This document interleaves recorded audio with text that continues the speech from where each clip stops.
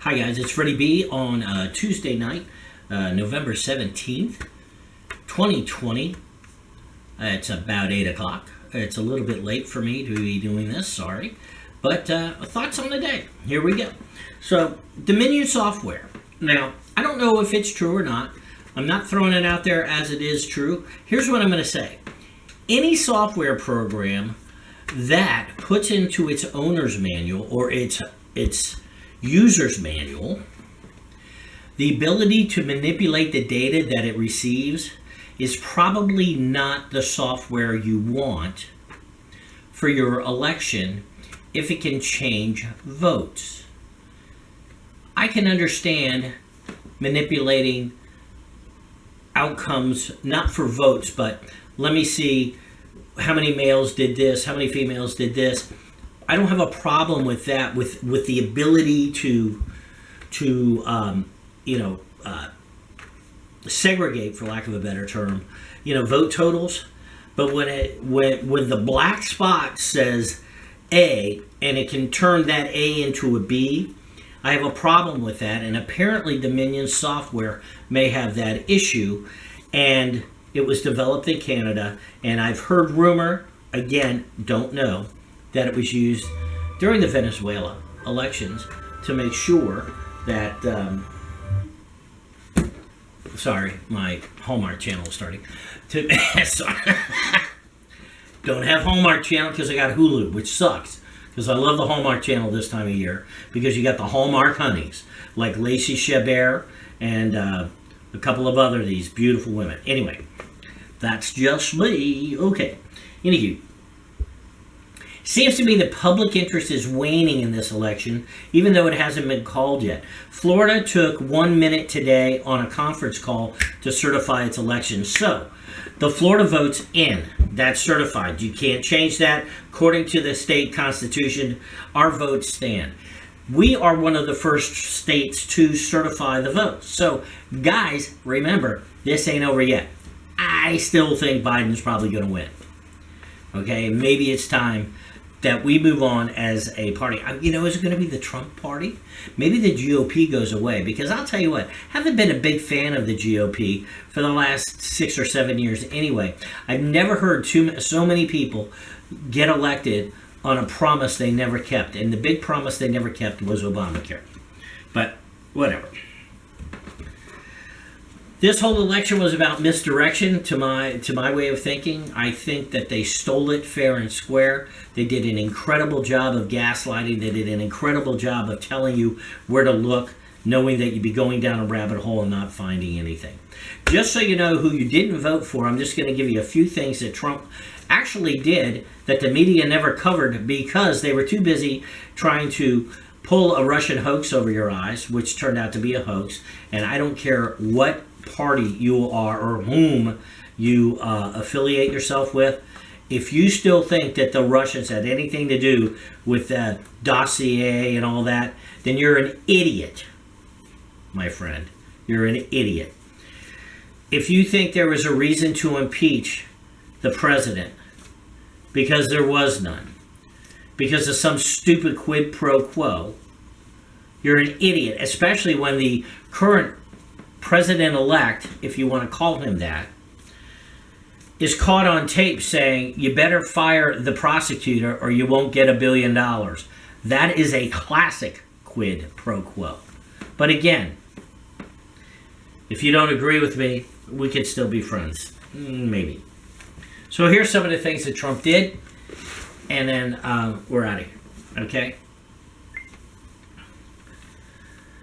November 25th, 2019, he signed a bill on the Animal Cruelty Act, making it the penalties for being cruel to animals tougher. I have cats. I'm glad he did that. May 4th, 2019, he developed a White House hotline for veterans for the VA, so veterans could call their families or caregivers or whatever.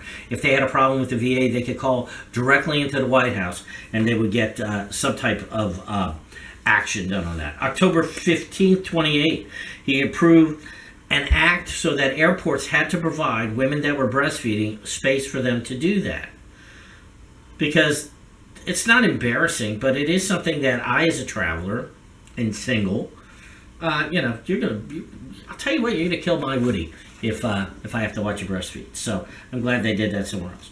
December 21st, 2018. First Step Act. It helped people that were incarcerated in jail get back into society. Nice thing. He actually appointed 5 openly gay ambassadors to help him as he ran the world, if you will, or ambassadors, whatever ambassadors do. 5 openly gay ones. So great. Okay, fine. So there's your homophobia. December 18th, 2018.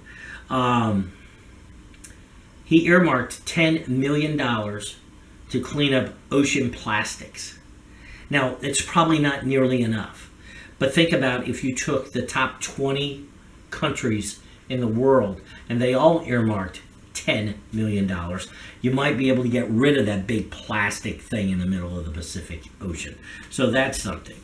In 2019, December 19th, provided $250 million a year for the nation's historically black colleges. So, see, every year they had to go and beg for this because that's what Democrats want you to do. They want you to give you just enough to make you feel just comfortable enough, but what you have to do is come back for more so they can get more out of you. He just said, screw that, I'll give you $250 million so that you historically black colleges can continue to operate, and we'll do that for a while, and also other minority colleges. So he didn't want anything in return. He knew there was a need, and he fulfilled it. Again, that's one thing he did. Actually legalized hemp and CBDs. So there's a good thing about that, and I mentioned that yesterday. Wants the federal government to allow purveyors of that the wacky. I remember my buddy with a big frickin', I'm just saying the weed is very good. Allows them to use federal banks, which is a good thing. Okay. December 18th, 2019. He allowed for the importation of drugs from Canada. So if you're taking Zantac here or Nexium, which costs you $4 a pill here, and it costs you $1 in Canada, guess what? You can get it imported from Canada and pay that $1.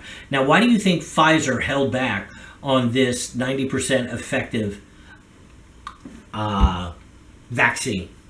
Because they were losing money with Trump as president, even though they got $1.9 billion to help develop this.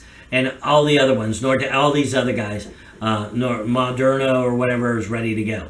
Again, it's time to get that. So those are just some of the things that you voted against that probably will go away if the new administration has their way. Because what they want to do is keep you on the dole, keep you under their thumb, keep you down on the farm for some control reason, because they want power. That's why if you want to go buy a boat, buy one now. By the way, I'm waiting for this person to email me back on Facebook so I can go take a look at this particular 232 Grady White. Let me know if you think that's a good boat. 232 walk around. It's an older boat. It needs a little work. I don't mind, but because I think Grady Whites are great hulls. So, should I go with a Pursuit, which is an old boat, or a Grady White? You need to let me know. Right, you need to let me know. Now, here's what's funny. My camera must have run out of juice or something, because the whole last 47 minutes of this video, I'm just kidding, the last 40 seconds is gone. I want to thank you all for tuning in. I appreciate it. If you like what you see, let me know. If you don't, let me know that too. I'm trying to get better. Want to be topical. Want to enjoy our visits every day. And, I'll get a haircut if I have to. So, hope you have a great night. If you're coming to Sarasota, Casey Key Fish House down on Casey Key, really great folks there. They'd love to see you. When you come out to St. Armand's Circle, new restaurant called Vernona's, opening soon too. So I will talk to you later. Ta-ta for now.